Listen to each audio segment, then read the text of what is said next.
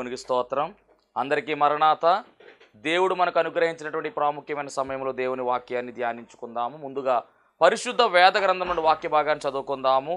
23వ దావీదు కీర్తన 6వ చరణాన్ని చదువుకుందాం. 23వ దావీదు కీర్తన 6వ చరణం. నేను బ్రతుకు దినములన్నీయు కృపాక్షేమములే నా వెంట వచ్చును. చిరకాలము యెహోవా మందిరములో నేను నివాసము చేసేదను. చిన్న ప్రార్థన చేసుకుందాము. మహాపరిశుద్ధుడా, మహోన్నతుడా, మహాగణుడా, మహిమగల దేవాన్ని ఘనమైన నామానికి వందనాలు, స్తోత్రాలు, స్తుతులు చెల్లించుకుంటున్నాము. శ్రేష్టమైనటువంటి సమయంలో ప్రభువా నీ మాటలు వినాలని మేమందరము ఆశపడుచూ ఉన్నాము.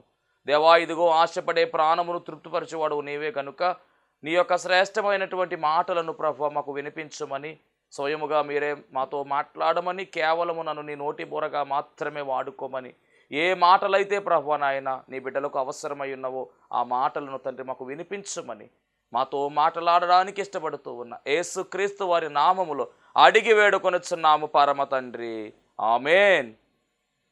దేవనామమున మీ ఎల్లరికూ కూడా శుభములు కలుగునుగాక. దేవుని మహాకృపను బట్టి మరి ఒక దినమును దేవుడు మనకు దానముగా ఇచ్చాడు. ఈ శ్రేష్టమైనటువంటి సమయంలో దేవుని వాక్యాన్ని మనము ధ్యానించవలసినటువంటి వారమై ఉన్నాం.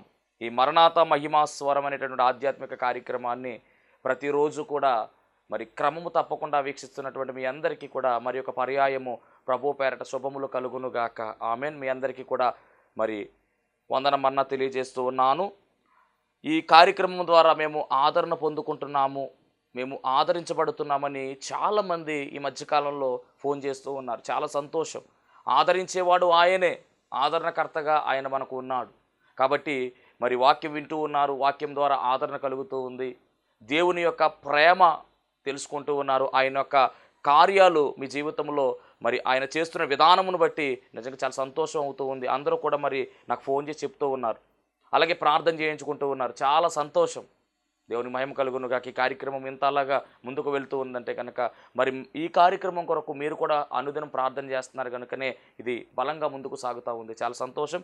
మరి శ్రేష్టమైనటువంటి సమయంలో అద్భుతమైనటువంటి వాక్యములకు మనం వెళుతూ ఉన్నాము. 23వ దావీదు కీర్తన మనందరికీ కూడా బాగా తెలిసినటువంటి కీర్తన. చిన్నపిల్లలు మొదలుకుని పెద్దవారు కొరకు కూడా ఈ కీర్తన ఖచ్చితంగా బైహార్ట్ చేస్తారు. అందరూ కూడా చెప్పేస్తూ ఉంటారు. కంటతా పట్టినటువంటి కీర్తనగా ఈ కీర్తన మనకు కనబడుతూ ఉంది. బైబిల్ గ్రంథం మనం గమనిస్తే కనుక 91వ కీర్తన ఒకటి, అలాగే కీర్తన 1, 23వ కీర్తన, 103వ కీర్తన, ఇలా కొన్ని కీర్తనలు, 128వ కీర్తన, కొన్ని కీర్తనలు ఖచ్చితంగా మరి చిన్ననాటి నుంచి కూడా సండే స్కూల్లో అప్పటి నుంచి కూడా చదువుతూ ఉంటారు పిల్లలు. అందులో ఒక కీర్తన ఏమిటంటే కనుక ఈ 23వ దావీదు కీర్తన చాలా అద్భుతమైనటువంటి కీర్తనగా మరి ఈ కీర్తన మనకు కనబడుతూ ఉంది. ఇక్కడ మొదటి వచనం మనం గమనిస్తే కనుక యెహోవా నా కాపరి, నాకు లేమి కలుగుదని దావీదు గారు ఈ యొక్క కీర్తనను మరి మొదలుపెట్టినట్టుగా మనం చూస్తూ ఉన్నాం. అంటే దేవుణ్ణే కాపరిగా ఆయన కోరుకుంటూ, అంటే దేవుడే కాపరిగా ఉన్నాడు నాకని చెప్పేసి ఆయన చాలా స్పష్టంగా చెబుతూ ఉన్నారు. దావీదు గారు దేన్ని కాసేవారు అంటే కనుక గొర్రెలు కాసేవారు. ఆయన గొర్రెల కాపరిగా కనబడుతూ ఉన్నాడు. కానీ ఇక్కడ చెప్తున్నటువంటి వాక్యం ఏంటంటే యెహోవా నా కాపరి, నేను గొర్రెలను కాచుకుంటూ ఉన్నాను, కానీ నా కాపరి ఎవరు అంటే ఆయనే. అంటే దాని అర్థం ఏమిటంటే మనందరికీ కూడా కాపరి ఎవరు అంటే ఆయనే. అంటే మనం అందరము కూడా ఆయన చేతిలో ఉన్నాము. మనందరినీ కూడా ఆయనే కాస్తూ ఉన్నాడు. ఆయన మేపేటటువంటి గొర్రెలు అనేటటువంటి మాట కూడా మనకి కీర్తన గ్రంథంలో మనం చూస్తాం. దేవునికి మహిమ కలుగునుగాక. మరి ఆ క్రమంలో ఆయన కీర్తన రాసుకొస్తూ చివరిలో 6వ వచనంలో అద్భుతమైనటువంటి మాట అక్కడ చెప్పడం జరిగింది. చదువుదాం ఒకసారి. 23వ కీర్తన 6వ వచనాన్ని మనం చదువుకున్నట్లయితే కనుక ఈరోజు మన లేఖనాంశం అదే. నేను బ్రతుకు దినములన్నీయు కృపాక్షేమములే నా వెంట వచ్చును. నేను బ్రతుకు దినములన్నీయు కృపాక్షేమములే నా వెంట వచ్చును. తర్వాత చిరకాలము యెహోవా మందిరములో నేను నివాసము చేసేదను. అద్భుతమైనటువంటి స్టేట్మెంట్ ఇస్తా ఉన్నాడు ఇక్కడ రాయబడినటువంటి మాట, నేను బ్రతుకు దినములన్నీయు అంటే నా జీవితం అంతా కూడా కృపాక్షేమములే వెంట వచ్చును. ఇక్కడ 2 పదాలు మనకు కనబడుతూ ఉన్నాయి. కృపాక్షేమములు, దీనిలో 2 పదాలు, ఒకటి కృప, 2 క్షేమము. ఇవి 2 కూడా చాలా ప్రాముఖ్యమైనటువంటి పదములు. కృప అలాగే క్షేమము. కృప, ఆయన కృప లేకపోతే మనము బ్రతకలేము. ఆయన కృప లేకపోతే మనము జీవించినా కానీ వృధాయే అనే విషయాన్ని గమనించాలి. ఆయన కృప ఉంది కాబట్టి ఈరోజు మనము మరి భయంకరమైనటువంటి శిక్ష నుంచి మనం తప్పించబడ్డాం. ఆయన కృప లేకపోతే ఆ శిక్షలోనికి మనం అందరము కూడా వెళ్ళవలసి వచ్చేది. ఆయన కృప కలిగిన దేవుడు కాబట్టి అర్హత లేనటువంటి మనలను రాబోయేటటువంటి ఉగ్రత నుంచి తప్పించడానికి తన కుమారుణ్ణి దానముగా పంపించి, ఆ కుమారుని ద్వారా ఆయన పొందుకున్నటువంటి గాయముల ద్వారా, ఆయన పొందుకున్నటువంటి శ్రమ ద్వారా, ఆయన పొందుకున్నటువంటి ఆ యొక్క శిలువ మరణము ద్వారా ఈరోజు మనకు నిజముగా ఆ ఆఖరిలో జరగబోయేటటువంటి ఆ శిక్షావిధి నుంచి మనము తప్పించబడుతూ ఉన్నాం. కృప ఉంది కాబట్టి అర్హత లేనటువంటి మనకు దేవుడు గొప్ప భాగ్యం ఇచ్చాడు. ఆ భాగ్యం ఏమిటంటే పాపులుగా ఉన్నటువంటి మనలను పరిశుద్ధులుగా మార్చేయడమే. మరి పాపులుగా ఉన్నటువంటి మనకు శిక్ష పడాలి, కానీ మన పాపములన్నీ కూడా తన ప్రియకుమారుడి మీద వేయడము. యేసుక్రీస్తు ప్రభువు వారు కూడా ఆ పాపములను స్వీకరించి ఆయన పాపి కాదు కానీ పాపిగా ఎంచబడ్డాడు. మనందరి నిమిత్తము మరి ఆయన యజ్ఞమైనట్టుగా మనందరి పాపములు ఆయన మీద వేసుకుని మరి మనలను పరిశుద్ధులుగా మార్చినట్టుగా మనం చూస్తూ ఉన్నాం. ఇంత త్యాగము చేశారు. ఇప్పుడు మనం గమనించాలి, శ్రమకాల ధ్యానాల్లో మనం ఉన్నాము కనుక సిలువ శ్రమలు కూడా మనము ఆలోచన చేయాలి. ఎందుకంటే సిలువ లేకపోతే మనకు విలువే లేదు అని మరి పెద్దలు చెప్తూ ఉంటారు. సిలువ శ్రమలు ఆయన అనుభవించి మనకు పరలోక రాజ్యంలోనికి వెళ్ళడానికి ఒక అర్హతను దేవుడిచ్చాడు. కృప అనగా అర్హత లేనటువంటి మనకు అర్హతను ఇచ్చేదే కృప. దేవునికి మహిమ కలుగును గాక. అందుకనే కృప లేకపోతే ఏ మానవుడు కూడా పరలోక రాజ్యంలోనికి వెళ్ళలేరు. కృప ద్వారానే తండ్రి అయినటువంటి దేవుడు కుమారుడైనటువంటి యేసుక్రీస్తు ప్రభువారిని మన కోసం ఈ భూలోకానికి పంపించాడు. కృప ఉంది కాబట్టి ఆయన తన ప్రాణమును మనకు దానముగా ఇచ్చివేశాడు. ఎంత గొప్ప దేవుడు గమనించండి. కాబట్టి కృప అందరికీ అవసరం. ఆయన కృప ఉంది కాబట్టి ఈరోజు మనము చక్కగా ముందుకు వెళ్ళగలుగుతూ ఉన్నాం. ఈ కాలాన్ని కృపాకాలము అని పిలుస్తూ ఉన్నారు. రైట్. రెండవదిగా మనం గమనిస్తే క్షేమముగా వెళ్ళండి అంటూ ఉంటారు. క్షామము వేరు, క్షేమము వేరు. గమనించాలి, క్షామము వేరు, క్షేమము వేరు. కాబట్టి క్షేమము అనేది మన జీవితంలో ఉండాలి. కృప కావాలి, అలాగే క్షేమము కావాలి. రెండు కలిపి ఏం చెప్తున్నారంటే ఇక్కడ కృపాక్షేమములే నా వెంట వచ్చును అని రాయబడింది. దేవుని మహిమ కలుగును. ఎంత గొప్ప కార్యం ఇది. కాబట్టి నేను బ్రతుకు దినములన్నీయు కృపాక్షేమములే నా వెంట వచ్చును, చిరకాలము యెహోవా మందిరములో నేను నివాసము చేసేదను. ఈ రెండు కూడా చాలా ప్రాముఖ్యమైనటువంటి విషయాలే. మనం ఈరోజు మరి నేను బ్రతుకు దినములన్నీయు కృపాక్షేమముల వెంట వచ్చును అనే మాట మనము ధ్యానించబోతూ ఉన్నాం. అంటే కృపాక్షేమముల గురించి మనము ధ్యానించవలసిన వారమై ఉన్నాం. ఇక్కడ పరిశుద్ధ గ్రంథమైన బైబిల్ గ్రంథములో మనము గమనించినట్లయితే దావీదు గారి జీవితము మనం ఎన్నోసార్లు ఆలోచన చేస్తాం. ఎన్నిసార్లు ఆలోచన చేసినా దావీదు జీవితం చాలా అద్భుతమైనటువంటి జీవితం. దావీదు జీవితం మాత్రమే కాదండి, బైబిల్ గ్రంథంలో ఉన్నటువంటి భక్తుల జీవితాలు, అబ్రహాము గారి జీవితము కావచ్చు, ఇస్సాకు జీవితము కావచ్చు, యాకోబు జీవితము కావచ్చు, వీళ్ళందరూ కూడా నిజంగా అద్భుతమైనటువంటి జీవన విధానములో ముందుకు సాగారు. అందుకని వాళ్ళు భక్తులయ్యారు. వారి చరిత్ర సాక్ష్యముగా బైబిల్ గ్రంథంలో దేవుడు రాయించాడు. వారి ద్వారా మనం ఎన్నో పాఠాలు నేర్చుకోవాల్సిన వారమై ఉన్నాం. భక్తి అధికమవ్వాలి అంటే కనుక, విశ్వాసం స్థాయి పెరగాలి అంటే, మనం ఇంకా దేవునికి దగ్గర అవ్వాలంటే, ఇంకా దేవుని ప్రేమను మనము రుచి చూడాలి అంటే, ఆయన గొప్పతనాన్ని మనము తెలుసుకోవాలంటే, ఆయన ఔన్నత్యాన్ని మనం తెలుసుకోవాలంటే, భక్తుల జీవితాలు ఎలాగున్నాయో మనం పరిశీలన చేసి వారి జీవితాల్లో ఉన్నటువంటి ఆ మంచితనము, ఆ జీవితంలో ఉన్నటువంటి శ్రేష్టమైనటువంటి ఆ యొక్క లక్షణాలు మనము తెలుసుకుని దేవునికి మరింత దగ్గర అయ్యేటటువంటి ఆ లక్షణాలు మనం కలిగి జీవించినట్లయితే ఖచ్చితముగా మనము కూడా భక్తుల వరుసలోనికి వెళ్ళిపోతాం. దేవుని మహిమ కలుగును గాక.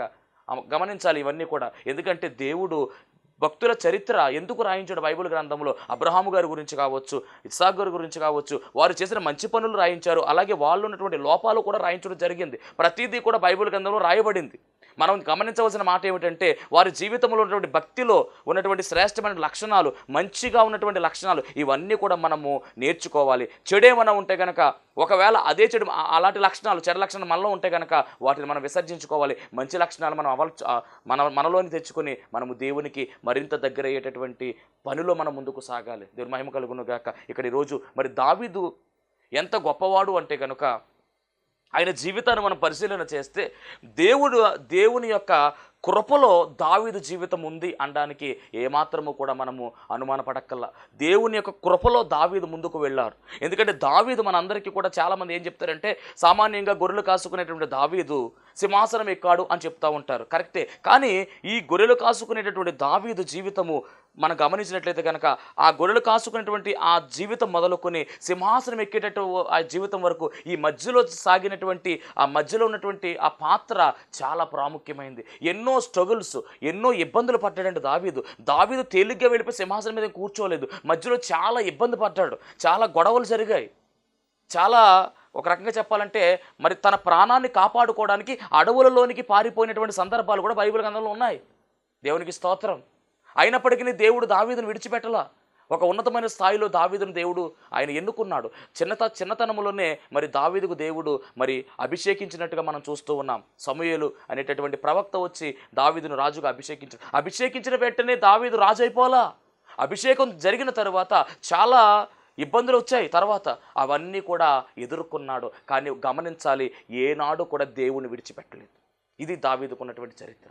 ఏనాడు కూడా దావీదు దేవుని విడిచిపెట్టలా. అలా గమనించాలి, దేవుడు కూడా దావీదుని విడిచిపెట్టలా. యథార్థమైనటువంటి హృదయం కలిగినటువంటి చరిత్ర దావీదుకుంది. అందుకనే యేసుక్రీస్తు ప్రభువు వారి యొక్క వంశావళి మనం గమనించినట్లయితే అబ్రహాము కుమారుడు దావీదని మధ్యలో ఎన్ని తరాలు ఉన్నా కానీ వాళ్ళ పేర్లు ఎవరు ప్రస్తావించకుండా డైరెక్ట్గా అబ్రహాముతో కనెక్షన్ ఎక్కడ పెట్టారంటే దావీదుకు పెట్టారు. దావీదు నుంచి యేసుక్రీస్తు ప్రభువు వారు. గమనించాలి, అబ్రహాము గారు అలాగే యేసుక్రీస్తు మధ్యలో దావీదు కనబడుతూ ఉన్నాడు. సెంటర్ పిన్ పాయింట్గా మనకు మెయిన్ పాయింట్గా కనపడేది ఎవరంటే కనుక దావీదు. ఒక కనెక్టింగ్ అంటే అబ్రహాము నుంచి యేసుక్రీస్తు ప్రభువు వారికి మధ్య కనెక్షన్ ఎక్కడుందంటే దావీదు. మరి దావీదు ఎవరు అంటే ఒక రాజు, మహారాజు. చిత్రం ఏమిటంటే దావీదు గారు పుట్టినటువంటి ప్రాంతంలోనే యేసుక్రీస్తు ప్రభువు వారు పుట్టారు. దావీదు జన్మించినటువంటి ఆ వంశావళిలో ఆ యొక్క గోత్రం ఏదైతే ఉందో యోధా గోత్రం, దానిలోనే మనకు కనబడుతూ ఉన్నారు. ఎంత గొప్ప చరిత్ర ఇది, ఎంత గొప్ప విషయాలు. అబ్రహాము యొక్క వంశం అయితే కనుక అబ్రహాము నుంచి మరి ఆ క్రమంలో వచ్చినటువంటి క్రమము దావీదైతే ఆ దావీదులో నుంచి యేసుక్రీస్తు ప్రభువారు రావడం, దావీదు పుట్టినటువంటి బెత్లెహేము ప్రాంతంలో బెత్లెహేము పురములోనే ఆయన జన్మించడం, ఇది ఎంత గొప్ప భాగ్యము. ఇంత భాగ్యాన్ని దావీదు ఎందుకు పొందుకున్నాడు? ఆయన అంటున్నాడు కదా, ఇప్పుడు దావీదు చెప్తున్న మాట ఏమిటంటే, నేను బ్రతుకు దినములని కృపాక్షేమములు నా వెంట వచ్చును. ఈ మాట మనం ఈరోజు ఖచ్చితంగా ధ్యానం చేయవలసిందే, తప్పదు. ఎందుకంటే కనుక కృపాక్షేమములు మనకు అవసరమై ఉన్నవి. కృపాక్షేమములు ఎవరిస్తారంటే దేవుడే మనకిస్తాడు. కృప కలిగిన దేవుడు, మనకు క్షేమాన్ని ఇచ్చే దేవుడు అయ్యి ఉన్నాడు. దావీదు ఇంత ఫిక్స్డ్గా చెప్తున్నాడు, నేను బ్రతుకు దినములన్నీయు కృపాక్షేమములు నా వెంట వచ్చును. ఇంత ఫిక్స్డ్గా ఎలా చెప్పగలుగుతున్నాడంటే దావీదు జీవితము ఒక అద్భుతమైనటువంటి జీవితముగా మనకు కనపడుతూ ఉంది. అభిషేకించబడినటువంటి జీవితంగా మనకు కనపడుతూ ఉంది. దేవుని మాట గురి కలిగినటువంటి జీవితంగా మనకు కనబడుతూ ఉంది. దేవుడంటే మహా పిచ్చి లేదా మహా ఇష్టము అని దావీదు జీవితంలో మనం చూడవచ్చు. అంటే దేవుడు అంటే దావీదుకు చాలా ఇష్టం. ఒక మాట గమనించాలి, పరిశుద్ధ గ్రంథంలో చాలామంది భక్తులు ఉన్నారు, కానీ దావీదులో ఉన్నటువంటి భక్తి తత్వం వేరు. మందిరము కట్టాలని ఆలోచన దేవుడు రప్పించాడు, కానీ మందిరం అనేటటువంటి దాన్ని మరి కట్టాలి, ఖచ్చితంగా నిర్మించాలి అని ఎంత తాపత్రయపడిపోయాడు. నేనైతే చక్కని బిల్డింగ్లో ఉన్నాను, కానీ నా దేవుని మందసము ఎక్కడ ఉంది అంటే గుడారంలో ఉంది. అలా ఉండడానికి వీలు లేదు, మందిరం కట్టాల్సిందే అని చెప్పేసి దానికి కావలసినటువంటివన్నీ కూడా సమకూర్చుకున్నాడు. అంత గొప్ప మరి ప్రేమ కలిగినటువంటి వాడు, దేవుడంటే భక్తి కలిగినటువంటి వాడు. అందుకనే దేవుడంటే మహా ఇష్టము అని చెప్తా ఉన్నాను. అందుకని దావీదుకు దేవుడిచ్చినటువంటి గొప్ప గిఫ్ట్ ఏమిటంటే, దావీదుకు దేవుడు ధ్యాన నేత్రాలను దయచేశాడు. ధ్యాన నేత్రాలు ఎంత గొప్ప ఆధిక్యతో ఇది. దేవుని మహిమ కలుగును గాక. మరి నా హృదయానుసారుడు, నా చిత్తానుసారుడు అనేటటువంటి బిరుదు దావీదు గారు పొందుకున్నారండి. బైబిల్ కింద భక్తులు చాలామంది మనకు కనపడతా ఉన్నారు. అబ్రహాం గారికి గమనిస్తే కనుక విశ్వాసులకు తండ్రిగా అబ్రహాం పిలువబడ్డాడు. నా స్నేహితుడు అని అబ్రహాం బిరుదు పొందుకున్నాడు. ఒక నమ్మకమైనటువంటి నాయకుడుగా, మిక్కిలి సాత్వికుడుగా, ఇల్లంతట్లో నమ్మకమైన వాడుగా మోషే పొందుకుంటే, ఈరోజు దావీదు గారు మరి నా హృదయానుసారుడు, నా చిత్తానుసారుడు అన్న మాటలు దావీదుకు దేవుడు అనుగ్రహించాడు. మరి మన జీవితంలో మన కొరకు దేవుడు ఏం మాట్లాడుతున్నాడు? ఈరోజు మన కొరకు దేవుడు ఏం మాట్లాడతాడు? మన భక్తి జీవితం ఎలాగుంది? మనం ఈ రేంజ్లో మనం వెళ్ళగలుగుతున్నామా? రేపు పరలోక రాజ్యంలో వీళ్ళందరూ ఉంటారు, మరి మనం వెళ్ళగలుగుతున్నామా లేదా మనం ఒక ప్రశ్న మనం వేసుకోవాలి. మనకు సమయం ఉంది, ఇంకా చాలా జాగ్రత్త గమనించాలి. సమయం ఉందంటే మరి సమయం ఉందని చెప్పి వెయిట్ చేయడం కాదు. ఇప్పుడు మనం వింటున్నాం కదా, ఈ సమయం మనం ఉపయోగించుకోవాలి. రేపు ఏం జరుగుతుందో తెలియదు, ఈ రాత్రి ఏం జరుగుతుందో తెలియదు. బ్రతుకున్నప్పుడే మనం ఏదైనా చేయగలం. మనం చనిపోయిన తర్వాత మన స్థితిని మార్చుకుందామన్నా, మన పరిస్థితిని మార్చుకుందామన్నా, చనిపోయిన తర్వాత రక్షణ పొందుకున్నామన్నా కానీ ఏది కుదరదు. ఎందుకంటే ఏ రోజు ఎలా జరుగుతుందో, ఏ రోజు ఏం జరుగుతుందో మనకు తెలియదు. దినములు క్షణములు అన్నీ కూడా ఆయన స్వాధీనములో ఉన్నాయి. కాబట్టి మన బ్రతుకు ఉండగానే మన బ్రతుకును మార్చుకునే ప్రయత్నం మనం చేయాలి. భక్తులు ఎలా జీవించారు, వారి జీవన విధానం ఏమిటో మనం గమనించాలి. ఈరోజు మరి దావీదు గురించి మనం మాట్లాడుతూ ఉంటే కనుక నిజంగా చాలా అద్భుతమైనటువంటి జీవన విధానం. కడసరివాడుగా ఉన్నాడు, చివరివాడుగా ఉన్నాడు. 8 మందిలో చివరివాడు దావీదు. తండ్రి లెక్క చేయలేదు, అన్నలు లెక్క చేయలేదు ఆయన్ని, కానీ దేవుడు ఆయన లెక్కల్లో పెట్టుకున్నాడండి. అందుకనే ముందు ఎంతమంది వచ్చినా కానీ వారందరినీ కూడా ప్రక్కన పెట్టి ఆఖరిగా ఉన్నటువంటి దావీదును దేవుడు ఎంపిక చేసి అభిషేకించమన్నాడు. చిన్న వయసులోనే దావీదు రాజుగా అభిషేకం పొందుకున్నటువంటి అభిషేకాన్ని దావీదు నిలుపుకుని మరి అవతల ఉన్నటువంటి సౌలు అనేటటువంటి ఆ రాజు ఎంత వ్యతిరేకత చేసినా కానీ ఆ సౌలు మీద ఉన్నటువంటి అభిషేకాన్ని గౌరవిస్తూ ఎప్పుడూ కూడా సౌలుకి ఏ హాని కలుగ చేయకుండా, తనకు హాని చేస్తున్న శత్రువు అయినప్పటికీ కూడా మరి చక్కగా దేవుని యొక్క ప్రేమలో మరి అతన్ని క్షమించుకుంటూ ముందుకు వెళ్ళినటువంటి గొప్ప లక్షణము దావీదులో ఉంది. ఈరోజు ఎవరైనా ఏమన్నా అంటూ ఉంటే నువ్వు క్షమిస్తున్నావా? ఎవరైనా చిన్న మాట అంటూ ఉంటే మనము ఊరుకుంటున్నామా? మన నోరు కాసుకోగలుగుతున్నామా? మన నోటికి మనం ఎంత పని చెప్తున్నామో గమనించాలి. ఈ నోటితోనే మనం ప్రార్థన చేస్తాం, ఈ నోటితోనే అవతల వారిని మనము దూషిస్తాం, ఈ నోటితోనే అవతల వారిని మనము శపిస్తాం, ఈ నోటితోనే మనం అవతల వారికి గాయము రేపేటటువంటి వారముగా, వాళ్ళ హృదయాలు నొచ్చుకునే విధముగా మనం మాట్లాడుతూ ఉంటాం. కాబట్టి దేవుని వాక్యం సెలవిస్తుంది ఏం తెలుసా? మరి దావీదు ఎప్పుడు కూడా ఏనాడు కూడా శత్రువు ఉన్నప్పటికీ, మరి చంపేటటువంటి తత్వము సౌలులో ఉన్నప్పటికీ ఎప్పుడు కూడా ఒకే మాట అన్నాడు, అతని మీద ఉన్నటువంటి అభిషేకము దేవుని అభిషేకం, కాబట్టి నేను అతన్ని ఏమీ చేయను అని చాలాసార్లు సౌలును చంపే అవకాశం ఉన్నప్పటికీ కూడా మరి విడిచిపెట్టడం జరిగింది. అంత గొప్ప ప్రేమతత్వం కలిగినటువంటి జీవితము దావీదు జీవితం. ఈరోజు మరి దావీదులో ఉన్నటువంటి ఈ లక్షణాలు మరి మనం కలిగి ఉన్నామా? ఒక బెత్షెబా విషయంలో తప్ప ఇక ఎక్కడా కూడా మార్కు లేదండి, ఎక్కడ కూడా మార్కు లేదు. చక్కని మంచి మంచి మార్కు కలిగి ముందుకు వెళ్ళాడు. రిమార్క్ లేనటువంటి పర్సన్ అని చెప్తున్నాను నేను. ఎందుకే ఆయనలో ఎలాంటి కూడా మనము పాయింట్ చేయడానికి, నెగిటివ్ పాయింట్స్ ఎక్కడ మనం పెట్టడానికి లేదు. ఎందుకంటే అంత భక్తిపరుడు దావీదు. చిన్న విషయం అండి, యేసుక్రీస్తు ప్రభువు వారికి దావీదుకు దాదాపుగా 1000 సంవత్సరాల తేడా ఉంది. మరి యేసుక్రీస్తు పుట్టకుండానే ఆయన గురించి చరిత్ర ముందు రాయబడింది. అంత మాత్రమే కాదు, ఆయన పుట్టకుండానే ఆయన శిలువ మీద పలుకుతున్నటువంటి మాటల ప్రస్తావన మరి దావీదు గారి ద్వారా దేవుడు రాయించాడు. ఎంత చక్కగా రాయించాడు. 23వ కీర్తన మనం చూస్తున్నాం, 22వ కీర్తన మనం చూసినట్లయితే కనుక మొదటి వచనాన్ని మనం చదివితే అక్కడ చాలా అద్భుతమైనటువంటి మాట కనబడుతుంది. 22వ దావీదు కీర్తన మొదటి వచనం, నా దేవా నా దేవా నీవు నన్నేలా విడనాడితివి, నన్ను రక్షింపక నా ఆర్తధ్వని వినక నీవేళ దూరముగానున్నావు. నా దేవా పగలు నేను మొర్ర పెట్టుచున్నాను, రాత్రి వేళను మౌనముగా నుండుటలేదు. గమనించాలి, ఈ మొదటి వచనములో నా దేవా నీవు నన్నేలా విడనాడితివి, ఇదే మాట యేసుక్రీస్తు ప్రభువు వారు పలికినటువంటి 7 మాటలలో ఎన్నో మాట అనుకుంటున్నారు? 4వ మాట. నేను మహిమ కలుగును గాక. ఇప్పుడు మన శ్రమకాల ధ్యానాల్లో మరి మనం ముందుకెళ్ళే కొలది కూడా 7 మాటల ధ్యానము కూడా మనం చేయవలసిన వారమై ఉన్నాం. మనం అందరం కూడా మరి గుడ్ ఫ్రైడే రోజున ఖచ్చితంగా ప్రతి మందిరంలో కూడా ఈ మాటలు ధ్యానిస్తూ ఉంటాం. అందుకని మనకు తొందరగా గుర్తురావు. ఇది 4వ మాట.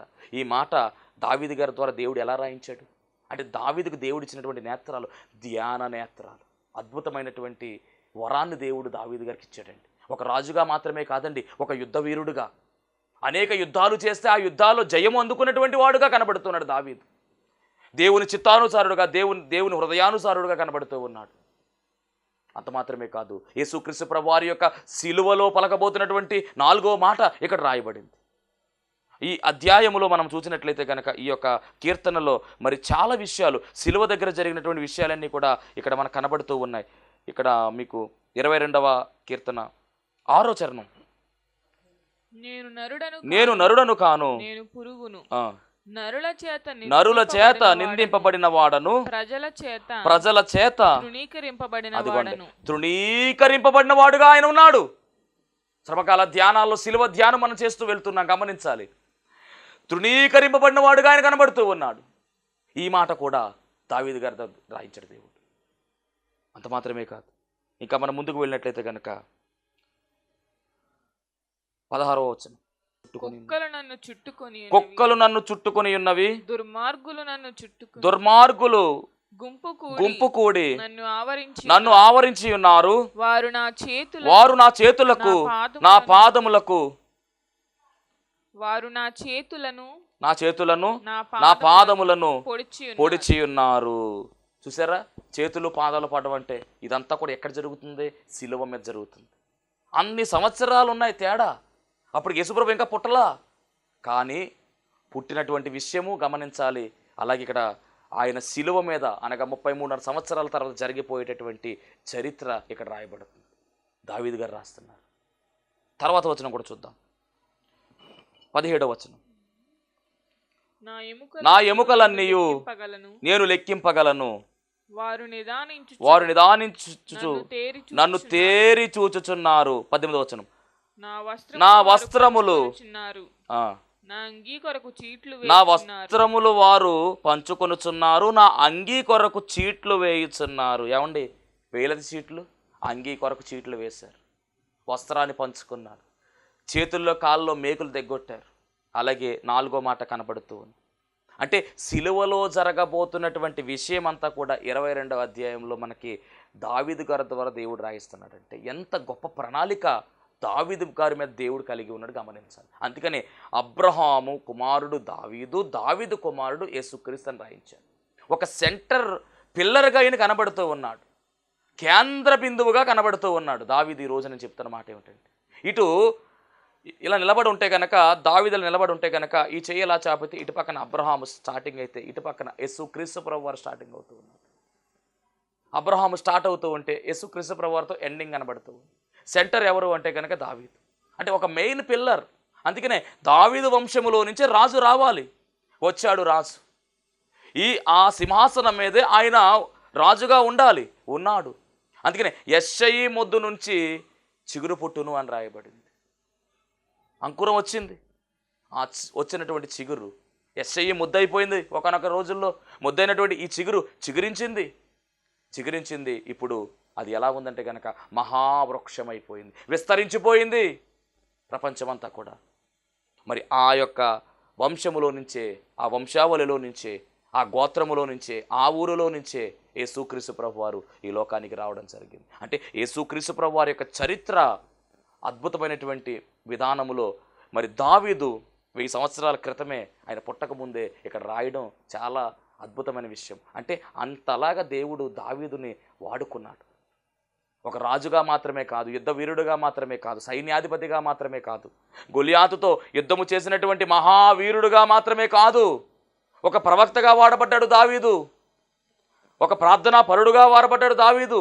దావీదు ప్రార్థన చేస్తే చాలా అద్భుతమైనటువంటి ప్రార్థన. కీర్తనల గ్రంథంలో దాదాపుగా సగం పైన కీర్తనలు దావీదు గారి ద్వారా దేవుడు రాయించాడు. ఈ కీర్తనల గ్రంథం అంతా కూడా మన వాళ్ళంతా చదువుతూనే ఉంటారు. ఆదరణ పొందుకోవడానికి కీర్తనల గ్రంథం ఖచ్చితంగా ఒక కీర్తన చదువుకుంటూ వెళ్ళిపోతూ ఉంటారు. ఎంత బాగా రాశాడు మాటలు, ఎలా వచ్చేవన్నీ కూడా అంటే ధ్యాన నేత్రాలు కలిగినటువంటి వాడు, దేవుని మనస్సును ఎరిగినటువంటి వాడుగా దావీదు కనబడుతూ ఉన్నాడు. యథార్థమైనటువంటి ప్రవర్తన కలిగిన వాడు, యథార్థ హృదయం కలిగినటువంటి వాడు దావీదు. దేవుని మనస్సును, దేవుని చిత్తాన్ని ఎరిగినటువంటి వాడు దావీదు. ఇంత చరిత్ర దావీదుకుంది. ఇంకో మాట చెప్పాలంటే కనుక ఆయన ప్రార్థన మాత్రమే కాదండి, స్తుతించడంలో కూడా దావీదు చాలా పర్ఫెక్ట్. మామూలు స్తుతి కాదు. ఆయన స్తుతించడంలో కూడా నా ప్రాణమా ఆయన చేసినటువంటి ఉపకారములలో దేనిని మరవద్దని చెప్తాడు. నా ప్రాణమా ఆయన చేసినటువంటి ఉపకారాలు దేనిని మరవద్దు అని తన ప్రాణంతో చెప్పుకుంటున్నాడు. స్తుతించు ఆయన్ని, ఎల్లప్పుడూ స్తుతించు. ఎప్పుడు స్తుతించాలంటే అనుక్షణము స్తుతించు. అందుకనే దావీదు జీవితంలో మనం గమనిస్తే 3 మారు ప్రార్థించేవాడు అని రాయబడింది. 7 మార్లు దేవుని స్తుతించేటటువంటి వాడుగా కనబడుతూ ఉన్నాడు. స్తుతి మన పరిస్థితులను తారుమారు చేస్తుంది. దావీదు పరిస్థితులు తారుమారు ఎందుకంటే స్తుతించే అనుభవం కలిగిన వాడు, వాయిద్యాన్ని వాయించే అనుభవం కలిగిన వాడు, సితారాను వాయించేవాడు, తంబురను వాయించేవాడు. అలా వాయిస్తూ దేవుని ఆత్మను పొందుకున్నటువంటి వాడే ఈ దావీదు. ఎంత గొప్ప చరిత్ర దావీదు. దేవునికి మహిమ కలుగును గాక. అందుకని దేవుడు దావీదు వంశములో నుంచి, దావీదు గోత్రములో నుంచి, దావీదు పుట్టినటువంటి ప్రాంతములో ఆయన పుట్టడానికి ఇష్టపడ్డాడు. దావీదు సింహాసనాన్ని అధిష్ఠించడానికి ఆయన ఇష్టపడినట్టుగా బైబిల్ గ్రంథంలో మనం చూస్తూ ఉన్నాం. దేవునికి మహిమ కలుగును గాక. ఏదేమైనప్పటికీ మరి దావీదులో ఉన్నటువంటి ఇలాంటి మంచి లక్షణాలు మనం కలిగి ఉన్నామా? యేసుక్రీస్తు ప్రభువారు దావీదు వేరు చిగురుగా ఆయన పిలువబడ్డాడు. మనం బైబిల్ గ్రంథంలో చూస్తే కనుక, అంటే ఈ ప్రస్తావన, ఈ యొక్క సందర్భము ఏదేమైనప్పటికీ అద్భుతమైనటువంటి చరిత్ర కలిగినటువంటి సందర్భంగా మనం చూస్తూ ఉన్నాం. దేవుని మహిమ కలుగును గాక. ఇక్కడ మరి దావీదు గారు రాస్తున్నటువంటి ఈ కీర్తనలో మన అంశంలోకి వస్తే కనుక, నేను బ్రతుకు దినములన్నీయు కృపాక్షేమములే నా వెంట వచ్చును అని రాయబడినటువంటి మాట. అంటే దావీదు యొక్క ఉద్దేశము ఏమిటి అంటే కనుక, ఆయన నిర్ణయము లేదా ఆయన చెప్తున్నటువంటి ఒక మాట, ఆయన బ్రతుకు దినములన్నీ కూడా వృద్ధి కావడానికి లేదా ఆయన జీవితంలో విజయము సాధించిన కారణం ఏమిటంటే కృపాక్షేమములే ఆయన వెంట వస్తున్నాయి. ఈరోజు నీ జీవితంలో కూడా ఈ వాగ్దానం నెరవేరాలి ఖచ్చితంగా. నెరవేరాలి అంటే కనుక మరి మనం ఏం చేయాలి అంటే, దావీదుకి ఏ విధముగా అయితే కృపాక్షేమములు వెంట వచ్చాయో అలాగే మన వెంట కూడా కృపాక్షేమములు రావాలి. కృపాక్షేమములు రెండు మన వెంట రావాలి అంటే మనం ఏం చేయాలి? దావీదుకు వచ్చినటువంటి ఈ కృపాక్షేమములు ఈరోజు దేవుడు నీ వెంట కూడా ఇవ్వాలని ఆయన ఆశపడుతూ ఉన్నాడు. ఏం చెయ్యాలో బైబిల్ గ్రంథం మనం చూసినట్లయితే కనుక గమనిద్దాం. యాకోబు పత్రిక 4వ అధ్యాయము 6వ వచనం. యాకోబు పత్రిక 6. కృప అలాగే క్షేమము రెండు కూడా మన వెంట రావాలంటే మనం ఏం చేయాలి? కాదు గాని ఆయన ఎక్కువ కృపనిచ్చును. అందుచేత దేవుడు అహంకారులను ఎదిరించి దీనులకు కృప అనుగ్రహించును. ఈ రోజు నీ జీవితంలో కృప నీకు కావాలి అంటే గనుక నీవు చేయవలసిన పని ఏమిటంటే దీనత్వము ధరించుకోవాలి. నీవు దీనుడుగా మారిపోవాలి, దీనురాలుగా మారిపోవాలి. నీవు గనక దీనురాలుగా మారినట్లయితే నీకు కృప లభిస్తుంది. కృపే కావాలి మనందరికీ కూడా. కృప లేకపోతే మనము లేమో. మహోన్నతుడా నీకు వందనాలు, స్తోత్రాలు ప్రభువా. ప్రాముఖ్యమైన సమయంలో తండ్రి నాయనా కృపాక్షేమములే నా వెంట వచ్చుననే మాటను తండ్రి వివరించావు దేవా, నీకు వందనాలు నాయనా. ఇదిగో నీ బిడ్డల జీవితాల్లో కృపాక్షేమము రావడానికి కావలసినటువంటి విధానములో నీ బిడ్డలు ముందుకు వెళ్ళడానికి సహాయము దయచేయండి.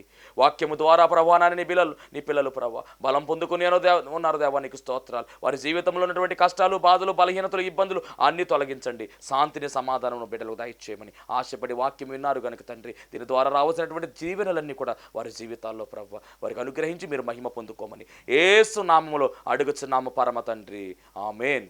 అందరికీ మరణాత. దేవునికి స్తోత్రం. అందరికీ వందన మరణాత తెలియజేస్తున్నాను.